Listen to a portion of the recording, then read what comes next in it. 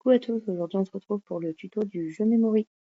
On va commencer par voir le matériel. Vous avez besoin de cardstock, c'est les feuilles cartonnées. On va également avoir besoin de feuilles de laminage. Alors soit holographiques, soit classiques, mais des feuilles de laminage à froid. Ça peut tout à fait être remplacé par du couvre-livre en fait. C'est uniquement pour protéger le projet dans sa durée dans le temps. Il faudra commencer par vos impressions, donc d'abord le recto et puis le verso par exemple, sur deux feuilles de stickers autocollants séparés. Pour le verso, j'ai utilisé une feuille de laminage à froid holographique, comme on était sur le thème de l'espace, avec le petit côté brillant, je trouvais ça sympa.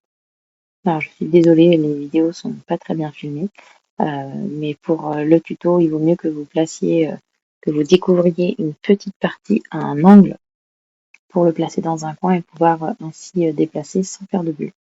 Et on va venir faire la même chose avec le recto cette fois-ci. Donc là, moi, j'ai choisi un laminage transparent, pas d'holographique, parce qu'on est sur les cartes face visible et donc je voulais que la compréhension de l'image pour mes enfants soit facile.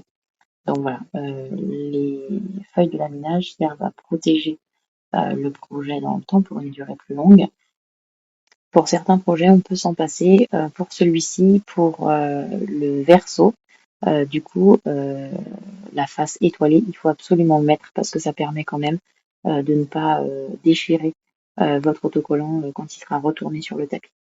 Place à la découpe, moi j'utilise la lame couteau pour le cardstock. Et voilà, la dernière étape est arrivée, le démontage sur tapis. Donc là, c'est un processus qui est assez délicat quand même avec, le tapis violet parce que du coup c'est, très forte adhérence.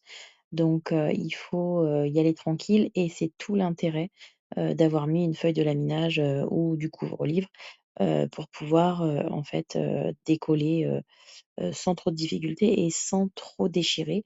Alors moi je le fais à la main en retournant le tapis, mais vous pouvez aussi utiliser une spatule, toujours avec, parcimonie. Voilà, j'espère que ce tuto vous a plu. Désolée pour la qualité d'image, je ferai attention la prochaine fois. Je vous souhaite de très belles créations à tous et si vous avez des questions, n'hésitez pas, c'est en commentaire.